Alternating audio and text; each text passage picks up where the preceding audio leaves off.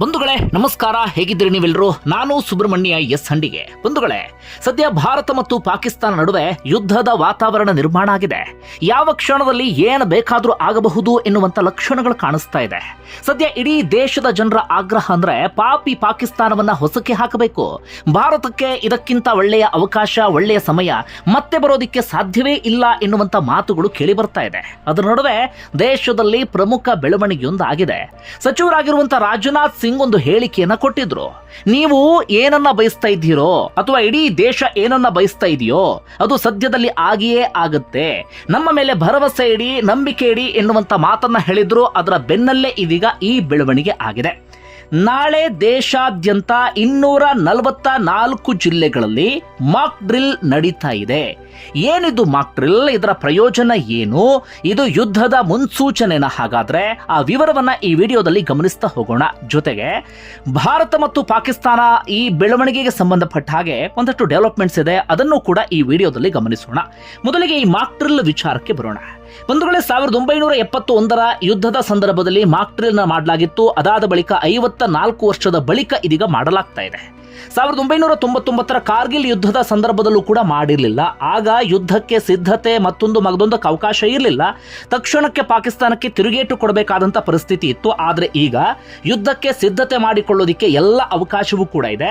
ಹೀಗಾಗಿ ಮಾಕ್ ಡ್ರಿಲ್ಗೆ ಇದೀಗ ಸೂಚನೆಯನ್ನು ಕೊಡಲಾಗಿದೆ. ನಿನ್ನೆ ಸಾಲು ಸಭೆ ನಡೀತು. ಸಭೆಯ ಬಳಿಕ ಎಲ್ಲಾ ಮುಖ್ಯ ಕಾರ್ಯದರ್ಶಿಗಳಿಗೆ ಗೃಹ ಸಚಿವಾಲಯ ಒಂದು ಪತ್ರವನ್ನ ಕಳುಹಿಸುತ್ತೆ. ನಿಮ್ಮಲ್ಲಿ ನೀವು ಮಾಕ್ ಡ್ರಿಲ್ ಅನ್ನ ಮಾಡಬೇಕು ಎನ್ನುವ ರೀತಿಯಲ್ಲಿ. ಏನಿದು ಮಾಕ್ ಡ್ರಿಲ್ ಎನ್ನುವಂತ ವಿವರವನ್ನ ಗಮನಿಸ್ತಾ ಹೋಗೋದಾದ್ರೆ, ಒಂದು ಕಾಲ್ಪನಿಕವಾದಂತ ತುರ್ತು ಪರಿಸ್ಥಿತಿಯನ್ನ ಸೃಷ್ಟಿ ಮಾಡಲಾಗುತ್ತೆ. ನೋಡಿ, ಈಗ ಯುದ್ಧ ನಡೀತಾ ಇದೆ ಅಥವಾ ಯುದ್ಧ ಆರಂಭ ಆಗಿಯೇ ಬಿಟ್ಟಿದೆ ಎನ್ನುವ ರೀತಿಯಲ್ಲಿ ನೈಜ ಘಟನೆ ಹೇಗಿರುತ್ತೋ ಅದೇ ರೀತಿಯಲ್ಲಿ ಕಾಲ್ಪನಿಕ ತುರ್ತು ಪರಿಸ್ಥಿತಿಯನ್ನ ಸೃಷ್ಟಿ ಮಾಡಲಾಗುತ್ತೆ. ಯುದ್ಧ ಆದಂತಹ ಸಂದರ್ಭದಲ್ಲಿ ನಾಗರಿಕರನ್ನ ರಕ್ಷಣೆ ಮಾಡೋದು ಹೇಗೆ, ಸ್ವತಃ ನಾಗರಿಕರು ತಮ್ಮನ್ನ ತಾವು ರಕ್ಷಣೆ ಮಾಡಿಕೊಳ್ಳೋದು ಹೇಗೆ, ಅಥವಾ ಪ್ರಮುಖವಾದಂಥ ಒಂದಷ್ಟು ಪ್ರದೇಶವನ್ನ ರಕ್ಷಣೆ ಮಾಡೋದು ಹೇಗೆ, ಇದೆಲ್ಲದಕ್ಕೆ ಸಂಬಂಧಪಟ್ಟ ಹಾಗೆ ಒಂದು ಅಭ್ಯಾಸವನ್ನ ಮಾಡಲಾಗುತ್ತೆ. ಅದನ್ನೇ ಮಾಕ್ ಡ್ರಿಲ್ ಎನ್ನುವ ರೀತಿಯಲ್ಲಿ ನಾವು ಕರಿತೀವಿ. ಸರ್ಕಾರ, ಭದ್ರತಾ ಸಿಬ್ಬಂದಿ, ಸಾರ್ವಜನಿಕರು ಇವರೆಲ್ಲರೂ ಕೂಡ ಹೇಗೆ ಸಿದ್ಧತೆಯನ್ನ ಮಾಡಿಕೊಳ್ತಾರೆ ಅಥವಾ ಹೇಗೆ ಸಿದ್ಧರಾಗಿರಬೇಕು ಅನ್ನೋದಕ್ಕೆ ಈ ಒಂದು ಪರಿಸ್ಥಿತಿಯನ್ನ ಸೃಷ್ಟಿ ಮಾಡಿ ಒಂದು ಡ್ರಿಲ್ ಅನ್ನ ಮಾಡಲಾಗುತ್ತೆ. ಇದನ್ನೇ ನಾವು ರಕ್ಷಣಾ ಅಣಕು ಕವಾಯಿತು ಎನ್ನುವ ರೀತಿಯಲ್ಲಿ ಕರಿತೀವಿ ಅಥವಾ ಮಾಕ್ ಡ್ರಿಲ್ ಎನ್ನುವ ರೀತಿಯಲ್ಲಿ ಕರಿತೀವಿ. ಒಟ್ಟು 244 ಜಿಲ್ಲೆಗಳಲ್ಲಿ ಪೂರ್ಣ ಪ್ರಮಾಣದ ನಾಗರಿಕ ರಕ್ಷಣಾ ಅಣಕು ಕವಾಯತು ನಡೀತಾ ಇದೆ. ಕರ್ನಾಟಕದ ವಿಚಾರಕ್ಕೆ ಬರೋದಾದ್ರೆ ಬೆಂಗಳೂರು ಹಾಗೆ ರಾಯಚೂರಿನಲ್ಲಿ ಈ ಮಾಕ್ ಡ್ರಿಲ್ಗೆ ಸೂಚನೆಯನ್ನ ಈಗಾಗಲೇ ಕೊಡಲಾಗಿದೆ. ಹಾಗೆ ಮಾಕ್ ಡ್ರಿಲ್ ಕುರಿತಾಗಿ ಇನ್ನಷ್ಟು ವಿಸ್ತೃತವಾದಂತಹ ವಿವರವನ್ನ ಗಮನಿಸ್ತಾ ಹೋಗೋದಾದ್ರೆ ಹೇಗಿರುತ್ತೆ ಅಂದ್ರೆ, ಒಂದು ವಾಯುದಾಳಿ ಎಚ್ಚರಿಕೆಯ ಸೈರನ್ ಅನ್ನ ಮೊಳಗಿಸಲಾಗುತ್ತೆ, ಅಥವಾ ಇದನ್ನ ಯುದ್ಧದ ಸೈರನ್ ಎನ್ನುವ ರೀತಿಯಲ್ಲೂ ಕೂಡ ಹೇಳಬಹುದು. ಅಥವಾ ವಾಯುದಾಳಿ ಆದಂತಹ ಸಂದರ್ಭದಲ್ಲಿ ನೋಡಿ, ವಾಯುದಾಳಿ ಆಗ್ತಿದೆ ಎನ್ನುವ ರೀತಿಯಲ್ಲಿ ಒಂದು ಸೈರನ್ ಅನ್ನ ಮೊಳಗಿಸಲಾಗುತ್ತೆ. ಯುದ್ಧ ಆದಂತಹ ಸಂದರ್ಭದಲ್ಲಿ ಹೇಗೆ ಸೈರನ್ ಮೊಳಗಿಸಲಾಗುತ್ತೋ ಈಗಲೂ ಕೂಡ ಮಾಕ್ ಡ್ರಿಲ್ ಸಂದರ್ಭದಲ್ಲೂ ಕೂಡ ಸೈರನ್ ಅನ್ನ ಮೊಳಗಿಸಲಾಗುತ್ತೆ. ಶತ್ರುಗಳ ವಾಯುದಾಳಿ ವೇಳೆ ಸೂಕ್ಷ್ಮ ಪ್ರದೇಶಗಳಲ್ಲಿ ಯುದ್ಧ ಸೈರನ್ ಕಾರ್ಯನಿರ್ವಹಣೆಯನ್ನ ಈ ಮೂಲಕ ಖಚಿತಪಡಿಸಿಕೊಳ್ಳಲಾಗುತ್ತೆ.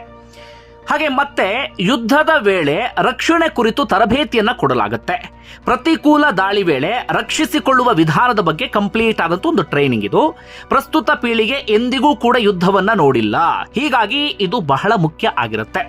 ಇನ್ನು ರಾತ್ರಿ ಹೊತ್ತಲ್ಲಿ ವಿದ್ಯುತ್ ದೀಪವನ್ನ ಆಫ್ ಮಾಡಲಾಗುತ್ತೆ. ವಾಯುದಾಳಿಯ ಸಂದರ್ಭದಲ್ಲಿ ನಗರಗಳು ಮತ್ತು ಹಳ್ಳಿಗಳಲ್ಲಿ ಸಂಪೂರ್ಣ ವಿದ್ಯುತ್ ಅನ್ನು ಕಡಿತ ಮಾಡಲಾಗುತ್ತೆ.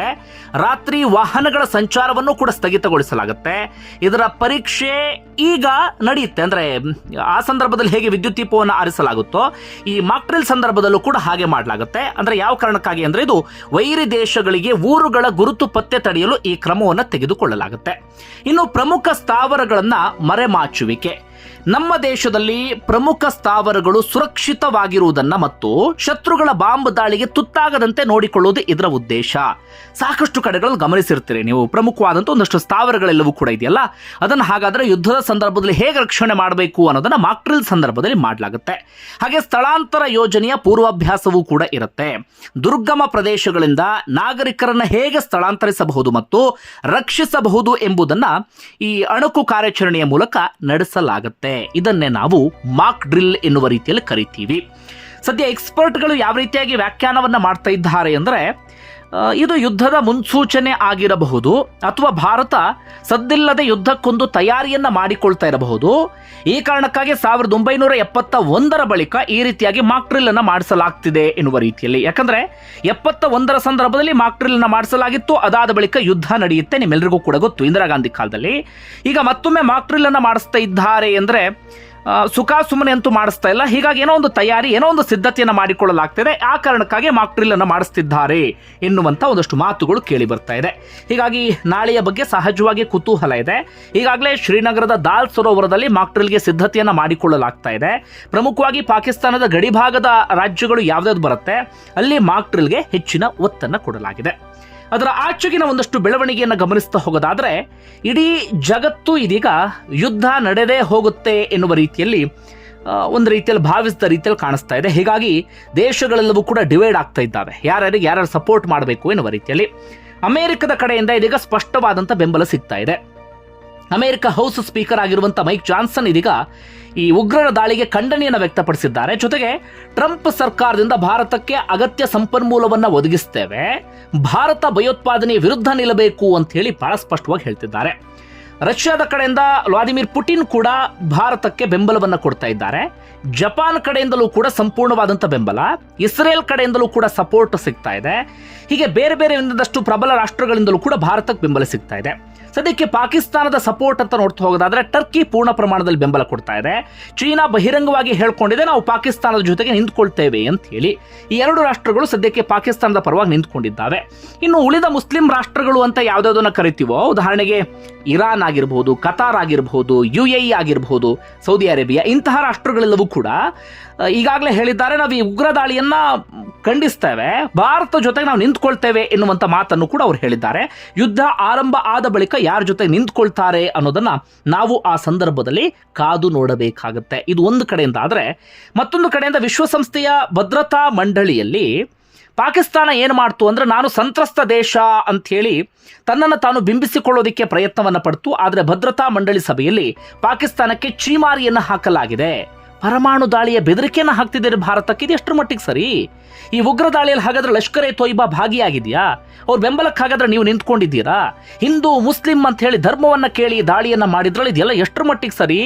ಈಗಲೂ ಕೂಡ ನೀವು ಉಗ್ರ ದಾಳಿಯನ್ನ ಸ್ಪಷ್ಟವಾಗಿ ಯಾಕೆ ಖಂಡಿಸ್ತಾ ಇಲ್ಲ ಅಂತ ಹೇಳಿ ಪಾಕಿಸ್ತಾನಕ್ಕೆ ಭದ್ರತಾ ಮಂಡಳಿ ಇದೀಗ ಚೀಮಾರಿ ಹಾಕುವಂತ ಕೆಲಸವನ್ನ ಮಾಡಿದೆ. ಈ ಮೂಲಕ ಪಾಕಿಸ್ತಾನ ಅಂತಾರಾಷ್ಟ್ರೀಯ ಮಟ್ಟದಲ್ಲಿ ಅಥವಾ ಇಡೀ ಜಗತ್ತಿನ ಮುಂದೆ ಬಹಳ ಸ್ಪಷ್ಟವಾಗಿ ಬೆತ್ತಲಾಗಿ ಹೋಗಿದೆ.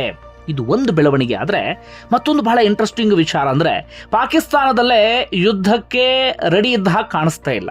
ಸೈನಿಕರು ಸಾಲು ಸಾಲಾಗಿ ರಾಜೀನಾಮೆಯನ್ನು ಕೊಡ್ತಾ ಇದ್ದಾರೆ. ಸೈನಿಕರು ಯುದ್ಧಕ್ಕೆ ಹಿನ್ನಡೆಯನ್ನ ಅಥವಾ ಒಂದು ಹೆಜ್ಜೆ ಹಿಂದೆ ಇಡ್ತಾ ಇದ್ದಾರೆ. ಇದರ ನಡುವೆ ಈ ಪಶ್ತೂನಿಗಳು ಭಾರತದ ಸೇನೆಯ ಜೊತೆಗೆ ಇದ್ದೇವೆ ಅಂತ ಘೋಷಣೆಯನ್ನ ಮಾಡಿದ್ದಾರೆ.